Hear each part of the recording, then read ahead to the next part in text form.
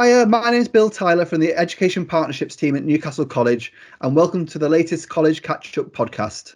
This is our opportunity to share our thoughts and ideas with our colleagues across schools and organisations in the North East region and beyond. As always, my fellow schools liaison is here, Katie McCluskey. And we also have Lee Tennant and Joanne Milburn from our apprenticeships team joining us for the first time. So, Lee and Joanne, thanks very much for being here today. It'll be really good to have your expert insight. Would you like to introduce yourselves and give us a bit of information about what you do on a day-to-day basis? Yeah, thanks, Bill. Yeah, I'm obviously Joanne Milburn, and I'm the Employer Services Manager. And my role within apprenticeships is liaising with local employers to find out what their recruitment needs are with regards to apprenticeships, and also talking to employers about using apprenticeships to upskill their existing workforce as well. And I particularly concentrate on sectors such as like business professional, digital, dental, hospitality, hair, so quite a broad range of employers. Good, great. Lee? Yeah, thanks, Bill. So I'm Lee Tennant. I'm the head of business partnerships at Newcastle College. I have got quite a wide ranging role, but effectively it's two teams that I look after. So the first team is Joanne and Joanne's colleague and the teams that work with the employers, but I also have another team as well that look after our learner engagement. So it's twofold really. It's promoting apprenticeship opportunities to young people, but then when we get the young people coming through, it's about supporting them in promoting the benefits of apprenticeships as a long-lasting career, matching skills and abilities to the right company and providing sustainable employment. Yeah, and we work quite closely with that second team, as a rule, in terms of like sometimes when we're working with schools and things like that as well. So correct me if I'm wrong here, Lee and Joanne, but from our experience, March and April onwards is the time when interest in apprenticeships really ramps up. Would you say that's the case? Yeah, good. Right, that's definitely. Yeah. So you're getting busy now, or busier. Yeah. Because of this, we thought it'd be a great time to discuss apprenticeships and try and answer some of the burning questions we often get about how to find an apprenticeship, what happens next, and address some of the challenges and opportunities facing apprenticeships at the moment.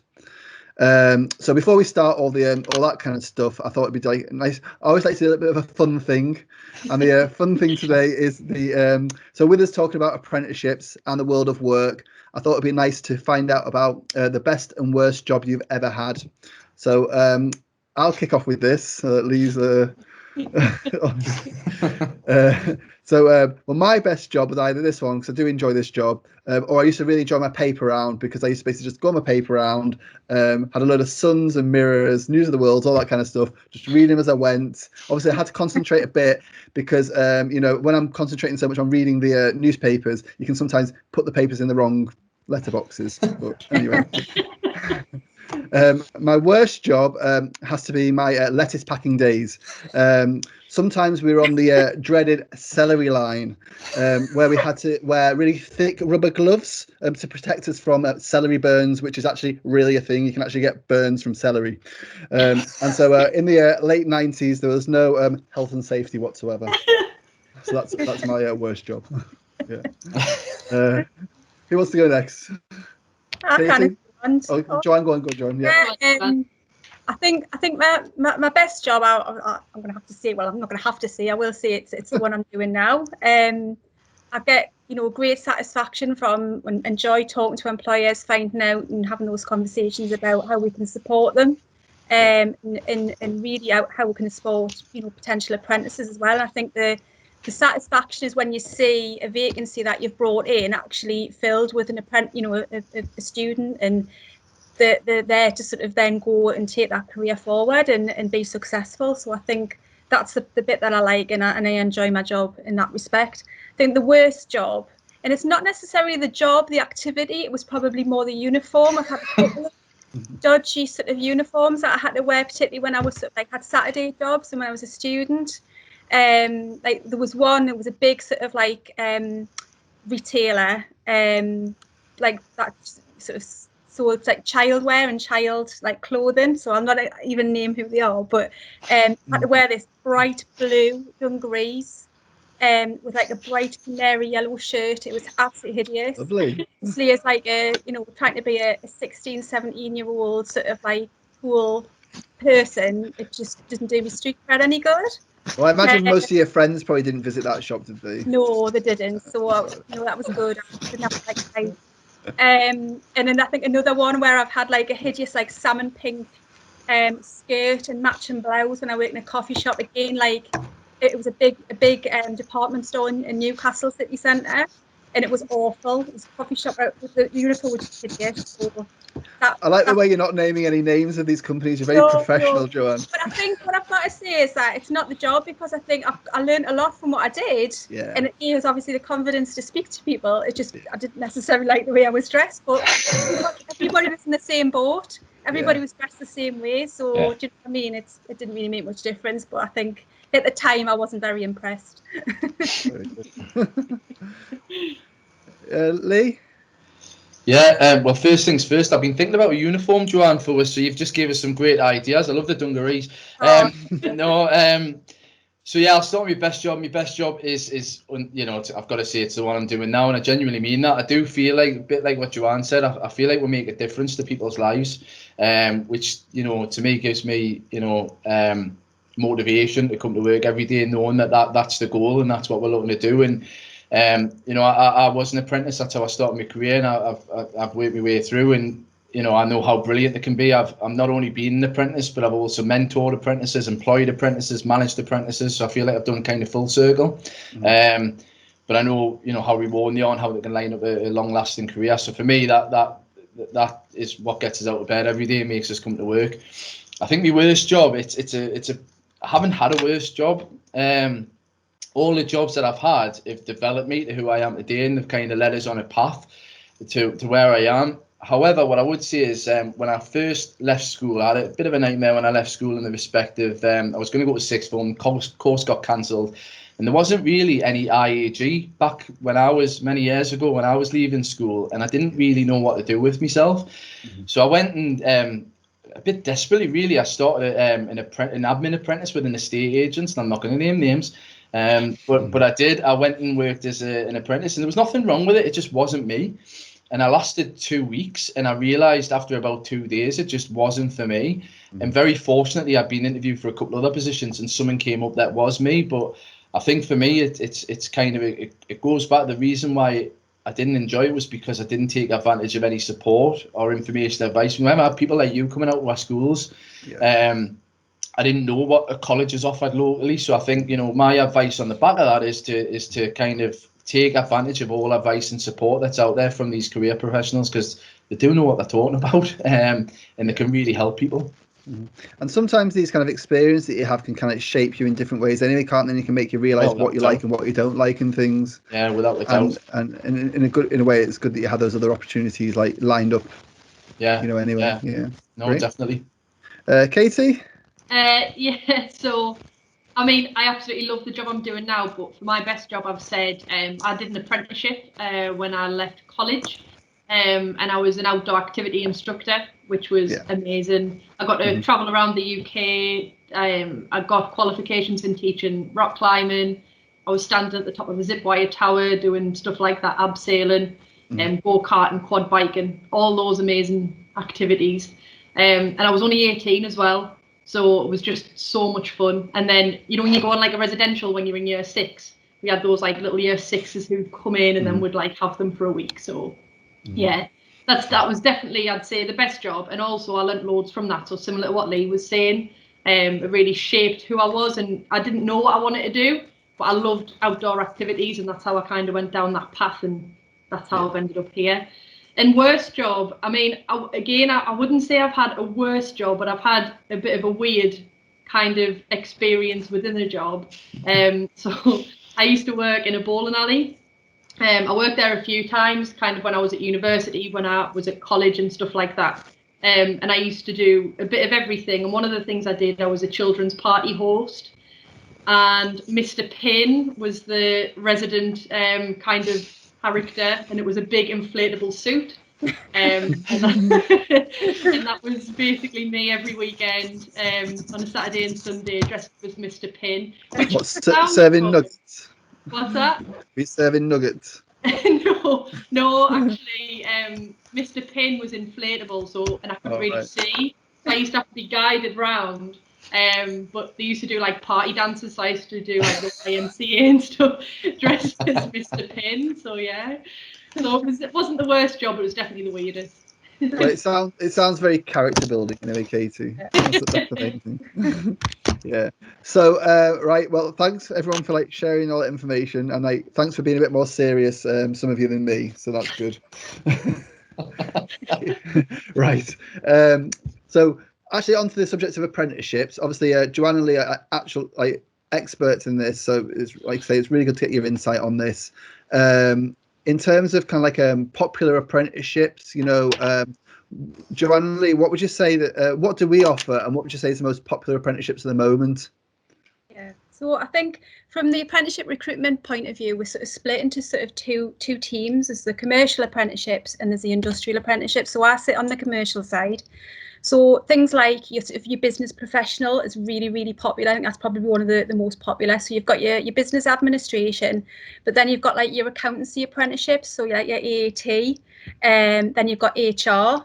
And then leading on from that, we do sort of like the team leading qualifications as well within apprenticeships. So, definitely the business admins are really popular. And with those ones, sort of they give the people like the first sort of step in the, step on the ladder really. And it then sort of gives them the pathway to decide, well, do I want to go down the finance route? Do I want to walk down the HR route? It gives them sort of that insight and that overall sort of introduction to a business, which is really good. The other types of apprenticeships that we do, which are really popular, obviously hair. So you've got your hair, hair salons, which is a 2-year apprenticeship. It's particularly popular sort of like for the sort of young school leavers, sort of like your June, July time, and salons tend to sort of recruit in September. So we sort of see really sort of busy activity around then. Yeah. But then you've got things like dental. We do dental nursing apprenticeships. Now they've been really popular quite recently. We've been inundated with dental practices getting in touch and saying they're looking for apprentices. Really good, yeah. That's a really popular one. And then you've things got like sport. You've got your gym instructor, PTs. And then also hospitality. Hospitality is obviously taking a hit with COVID, but what we're seeing at the minute, obviously with them now being able to reopen, they're looking for new talent. So like the next, commie chef or something like that. So those vacancies are coming in at the moment. Great. Sorry, Lee.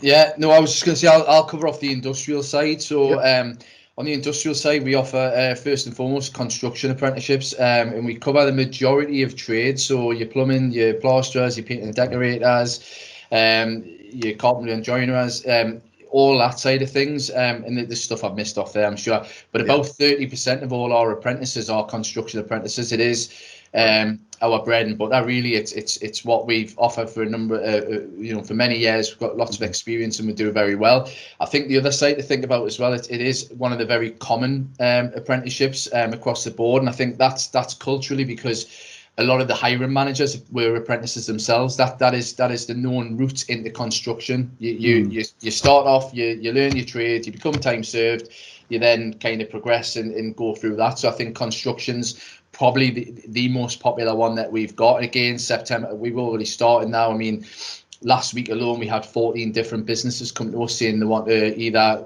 new apprentices or they want to upskill someone in September. So September, again, for us, it's between now and September, it's construction all the way through.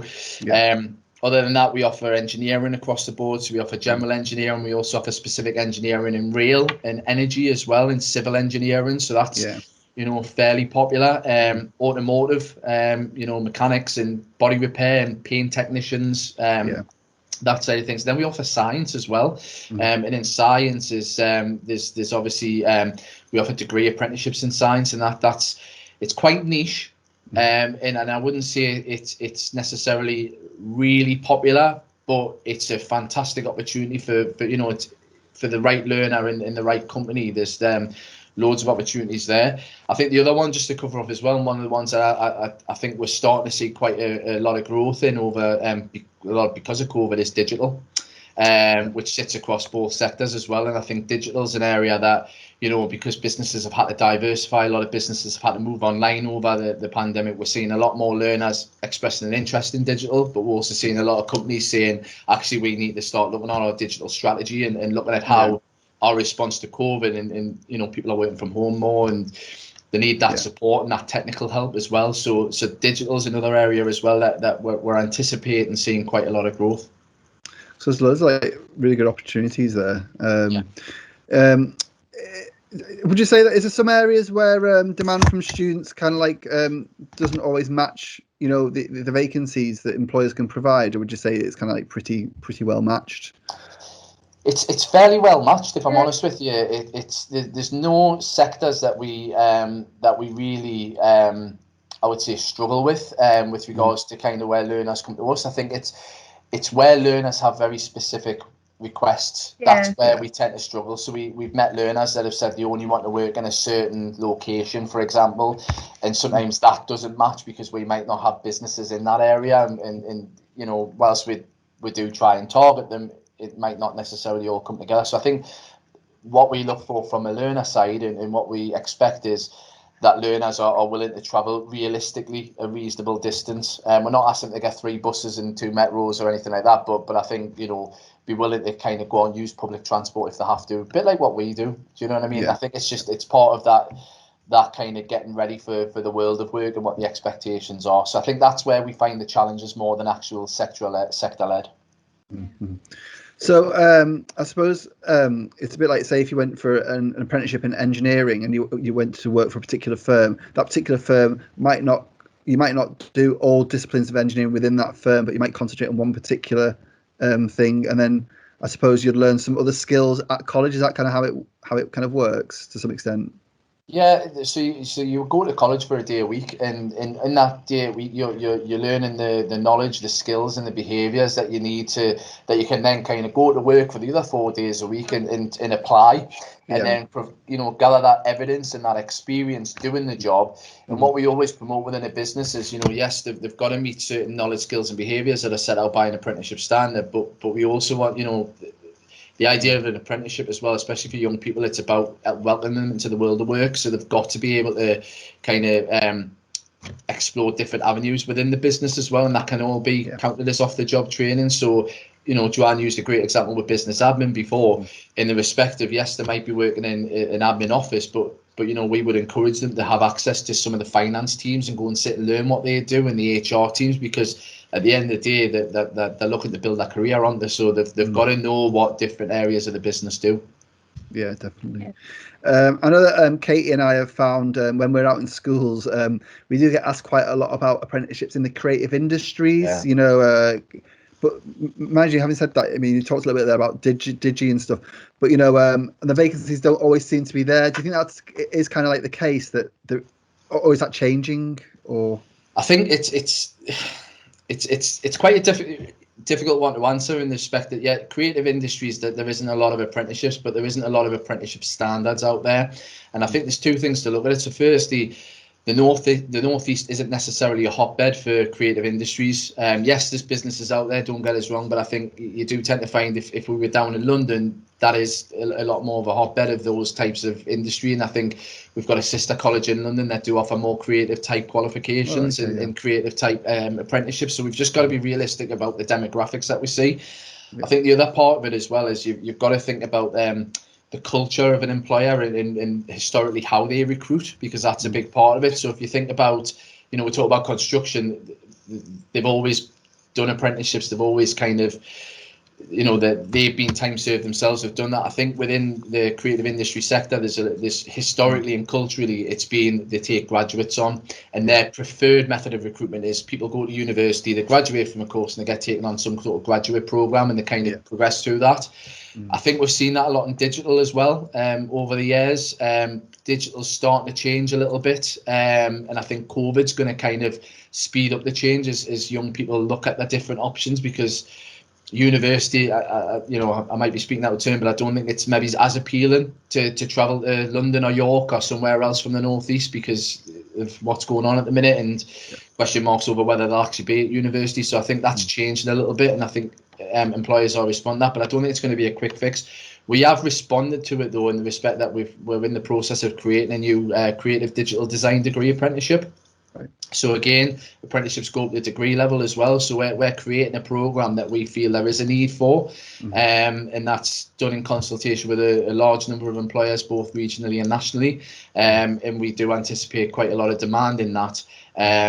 But yeah, it's probably going to be something that takes quite a period of time to kind of get to where we want it to get to.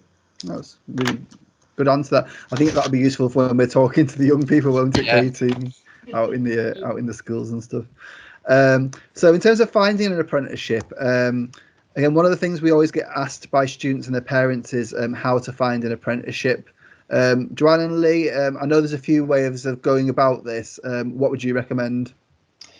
Yeah, so the first thing that anyone looking for an apprenticeship should do, and the first advice we always give, is to go onto the Find an Apprenticeship service that's on the gov.uk website. So if you just Google Find an Apprenticeship, it's the top link, usually anyway, because any training provider or college or even employer that runs apprenticeships are legally required. It's a contractual obligation to advertise vacancies on there. So we advertise all our vacancies on there, as do all of our training providers and colleges, and that is obviously where you find you can do geographical. So it's a job site, so you know the standard kind of terms apply, and that's how you find those. I think the other advice that I would give to everyone is to speak to local colleges, training providers, and anyone that does offer the apprenticeships, because just because there might not be an apprenticeship that you're looking for doesn't mean that there won't be one coming up soon. But if you express your interest to the college and they can get to know a little bit about you, or training provider, sorry, but if they get to know a little bit about you, they can start exploring what comes in, and you'll be kind of on their mind in the thought process. I think, yes, we're the best. I've got to say that, but there is other colleges and training providers that do very similar services. And my advice to I'm not precious. Making a difference to young people's lives is what we're here to do, and if that is done through another college, and so be it. So we do really promote people to register their interest. And the other advice, like you said at the start, it's starting to get really busy for us now. So we ask people to engage with us. Don't wait for the results of the GCSEs or A levels. Engage with us now and start telling us what you want to do and all the rest of it, because the earlier we get and identify what a person is and what their skill set is, the more work we can do behind the scenes to get them to that point.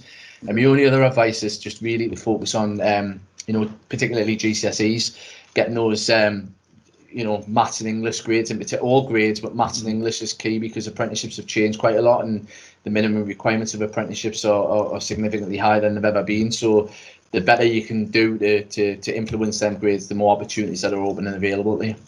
Great. Good, yeah. I think it's also worth adding as well, as sometimes, just going back to companies themselves, also advertise on their own website. So if there is a particular employer that you're thinking, I'd really, really like to work for them, then it's always worth just keep checking their website. And particularly, if they have an intake, maybe September time, they might even start sort of advertising the fact in sort of December, January. A lot of big employers, national employers do it like that. Obviously the advert will be on the National Apprenticeship Service, but they also advertise it on their website. Yeah, and sometimes they could go on a slightly different time or something, or so it's worth looking, isn't it? Katie, obviously we've worked with a lot of schools and spoken to many students about applying for apprenticeships. Anything in particular, any tips you would give? I think just one thing to keep in mind is that everyone who wants an apprenticeship is actually, you're in competition with your peers, so anything extra that you can do outside of school, anything extracurricular, anything that's going to boost your skill set that little bit more, just to make you stand out a bit more, do it. If you get opportunities, take them. Like I say, it's so important, especially when you are in competition. And also, don't be scared to sell yourself on your application as well. So, don't be embarrassed about saying, I'm really good at this. This is a good skill that I've got. Because, like I say, you are in competition, so you need to, get down those skills. What is it that you're good at, and what is it that makes you stand out for those employers? Yeah, great. Totally agree. So in terms of tips, Lee, I'm sure there's several do's and don'ts when it comes to preparing for an interview. I'm sure you see lots of different types of student with, like different skill sets and stuff. Have we got any tips here? Anything to look for? Any particular examples? Yeah, so I've got a few things that, just top tips from us that we always promote with people. So the first one is preparation is key. So anyone that's got an employer interview, my first advice and what we always support with as well is doing your preparation. So researching the company, finding out what they do, what they're about, because you can then, constructively talk about it in your interview. Make sure you know how to get there, or the learner knows how to get there, because ultimately, a lot of interviews are done online as well. So if it's an online interview, make sure the links work in advance. There's nothing worse than going on and having technical issues, as we all know at the minute. Arrive early for interviews, dress appropriately, and no matter what sector it is, I think there's a thing where, because it's maybe an automotive job, I don't have to wear a suit or I don't have to dress smartly because it's just automotive and I'll be wearing a uniform. But actually, no, them first impressions make such a difference. So no matter what the sector is, make sure you dress appropriately. When it comes to the actual interview, I always say to people, give real life examples as well. So for example, if the question is, are you punctual? Don't just say yes. Give an example of when you've been punctual. So demonstrate examples for every question you're asked and have those prepared. Yeah. And for your examples, use things like, school, extracurricular activities. I mean, Duke of Edinburgh, I don't know if that still exists, but it was a thing when I was at school. Voluntary experience of in maybe it's from sport clubs, drama clubs, dance club, whatever it is. We see some great examples that learners give us, and they don't think it's relevant for an interview, but it really is. Yeah. And then at the interview, there's we speak to our employers, and this is from our employers. The three things that employers always look for is the first one's a great attitude, because that's the thing that'll stand you above the rest, and a willingness to learn. The second thing is resilience. So making sure that when you get knocked down, you can get back up and that you can work under pressure, because that is the world of work, as we all know. And then the third one is a real passion for what you want to do. So when you go to an apprenticeship, when you go to the interview, you've got to demonstrate that you're excited about the opportunity and excited about the position that you're in. And draw that, some of the best examples I get, and you don't just have to use these, but particularly in construction, where people say, oh, well, my granddad's a joiner, my dad's a joiner, so I want to be a joiner because I want to follow in their footsteps. And they talk, and you just think, you've got it. That's it. That's why you should do it. You've got to stand out from the crowd. That's the key thing through it all. That's the theme of everything we do. Stand out from the crowd and do everything. Just like Katie said before, it's competitive. Yeah. But just applying those little things will kind of help you stand out from the crowd. But we support all the way through with that. Yeah, great. Yeah. Joanne, have you got anything to add here? I know that confidence can also be an issue. There's students who are only young, might not have experienced work yet. Anything around that kind of stuff? I think from our point of view, we're there to support any candidates that have applied for apprenticeships. So we've got two learner engagement consultants who are there to support you through the process. So they produce guides on how to top tips. As we mentioned before, a lot of the interviews now are done remotely, so it's how to prepare for those and make sure that they could do a trial run first before they actually go into the interview, so they know what they're doing. Yeah. So I think it's about having sort of that preparation there. So utilise the staff that are in the college to even before the interview process. So it does give you that little bit of confidence going into the interview that you basically know what you're doing. Yeah. So it's just remember that. Mm-hmm. Mm-hmm. Right. Okay. The process. So. Obviously, we get quite a lot of questions around kind of the process, in terms of like our process. Obviously, every college's process, I imagine, is a little bit different. But if a student applies directly to us for an apprenticeship, what happens next? What can they expect? How long does the whole process take? And also, what type of expectations are there from the stakeholders? So, from different stakeholders. Well, an apprentice is either going to apply for a particular vacancy or even just like a speculative. Sometimes they'll send a CV in, but everybody's sort of treated the same in that our learner engagement consultants will book them in for a first stage interview. Mm-hmm. And those first stage interviews, obviously at the moment, are done remotely over Teams or a phone call, whatever the preference is. But at that stage, they'll talk through the apprenticeship that they've applied for or the opportunities that are available. They'll maybe talk a bit about the employer or the types of employers that we've got who have vacancies in those particular areas. And then they've got sort of like a set of screening questions that they'll run through, and that's really just to check the suitability of the candidate, whether that's the actual sector they want to work with. Have they got the passion? Have they got the resilience? All those sort of things that an employer is going to expect. And then also it's about the eligibility for the apprenticeship. So Lee mentioned before about the English and maths, to make sure that they've got those prerequisites, because we don't want to send them down the path to then find out at the end of the process that they don't, and they get rejected, and we don't want that to happen. So we go through all of that process, and once our learner engagement consultant feels they're confident that they're a good candidate, we'll send their CV to the employer.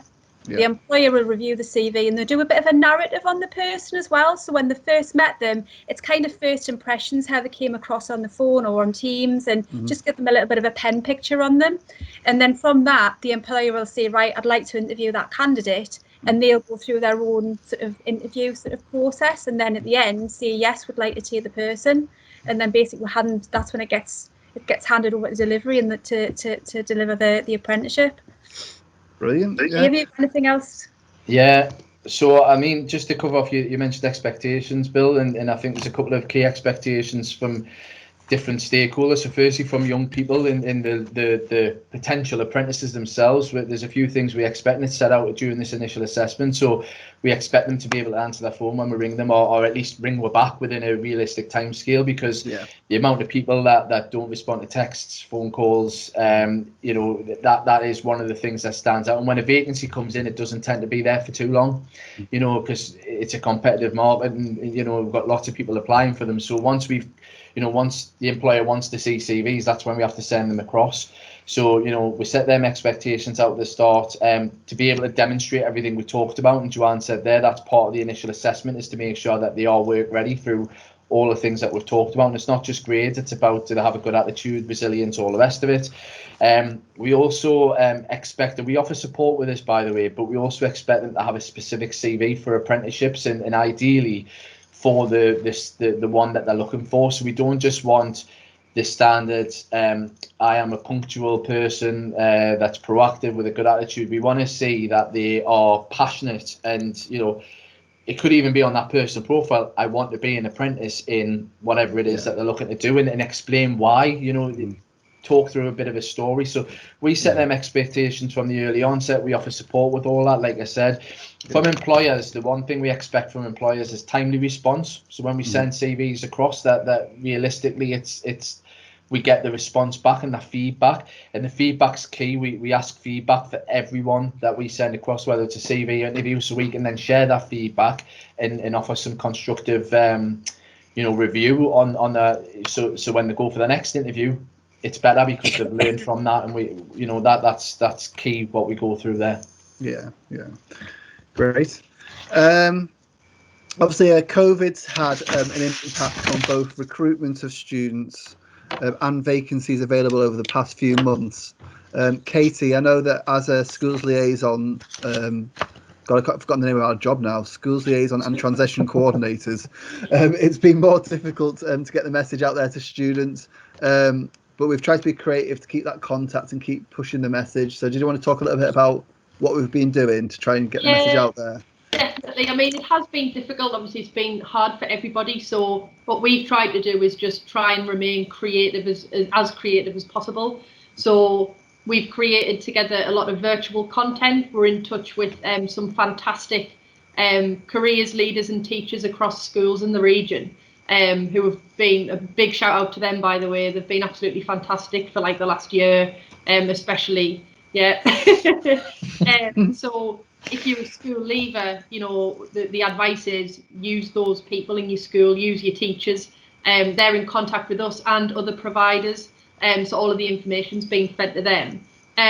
We've also been hosting, obviously, a lot of events virtually instead of face-to-face.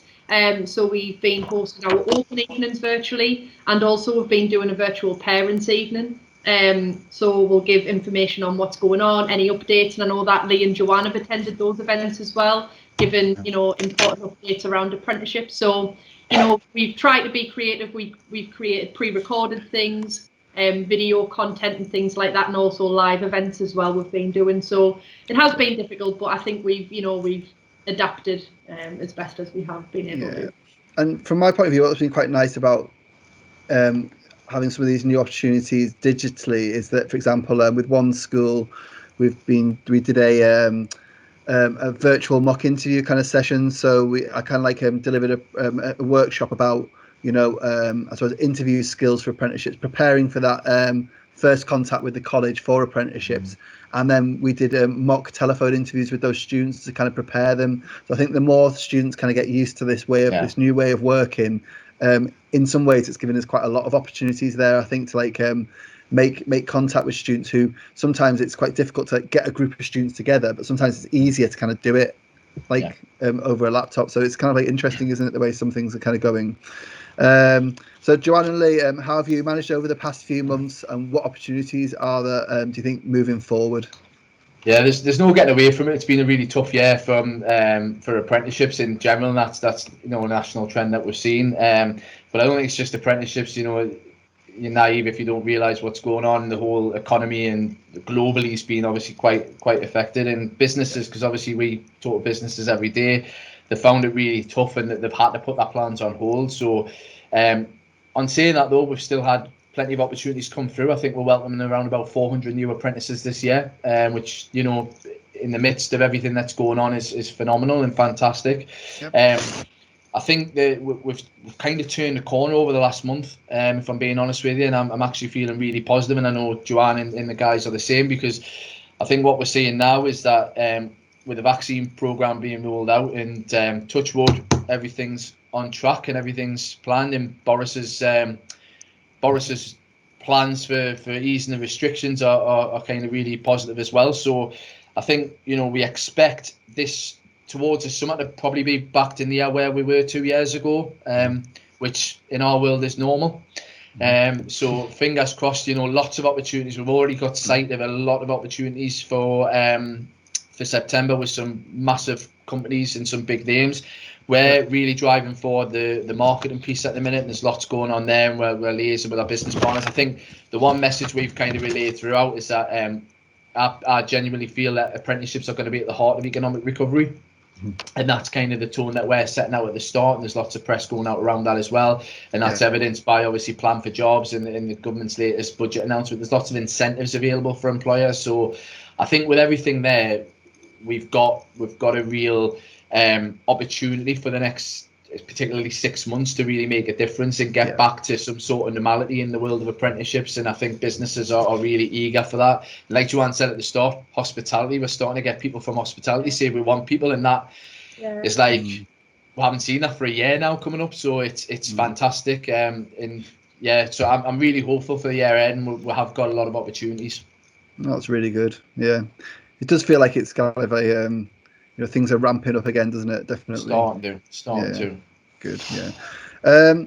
Just before we can finish off, is there anything else that, you know, we haven't covered, which you think is asked quite a lot by like parents, students, employers, whoever?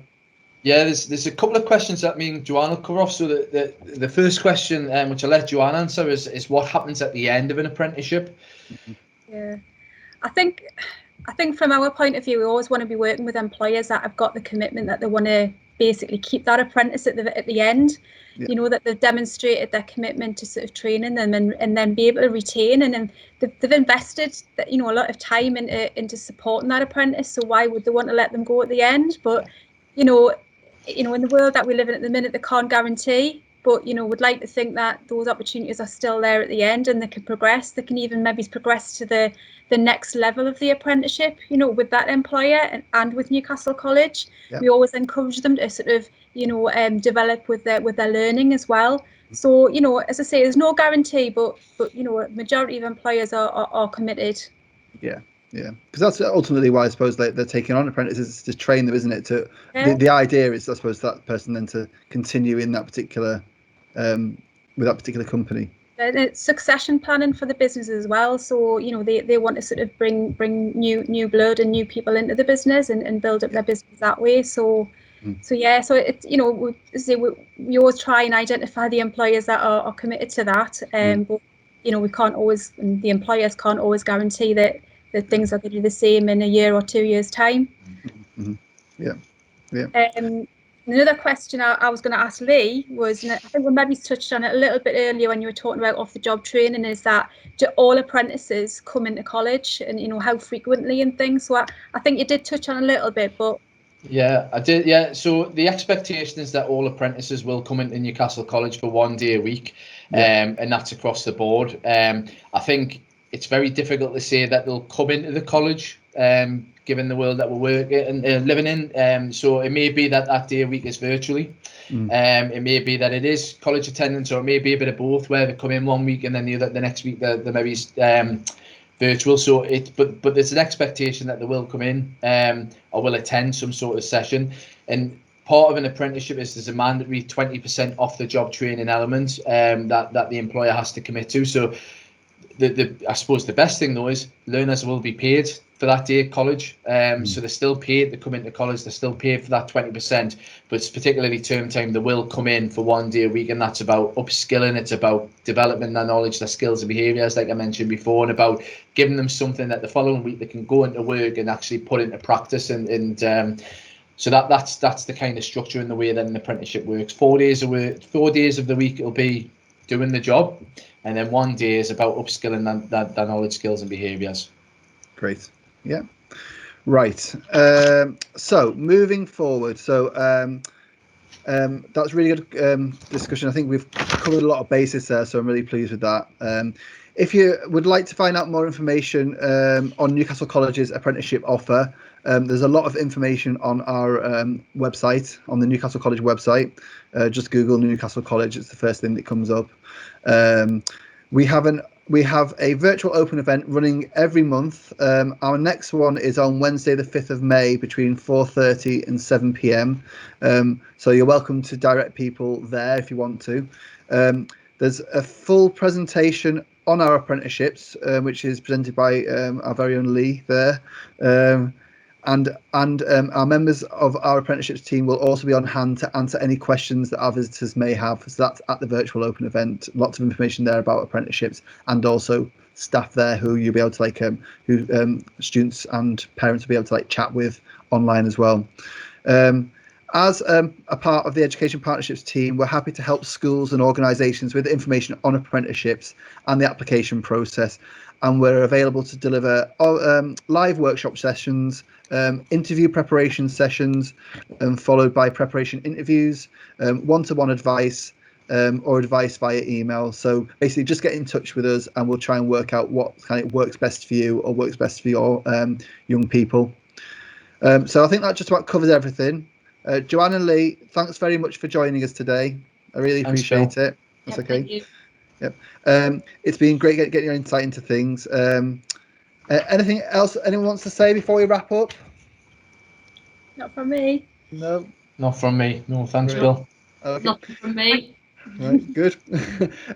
So if you'd like to get in touch with us, I think Joanne and Lee, you mentioned that you are on LinkedIn, aren't you? Yes. Yeah. So it's Joanne Milburn and Lee Tennant on LinkedIn. Katie and I are also on LinkedIn as well. So that's a good way to get in touch with us. I'm also on Twitter, which is @NCLBillT, and I usually post get information about open evenings and bits and bobs that are going on at the college on there. Katie's also on Twitter. Yeah, @NCLKEN. Yeah, and We'll she does a similar kind of thing to me, but she does it more often and more regularly, so she's better at it. Right, so that's great. Thanks very much for listening, and like I say, get in touch if you have any questions. Bye. Bye.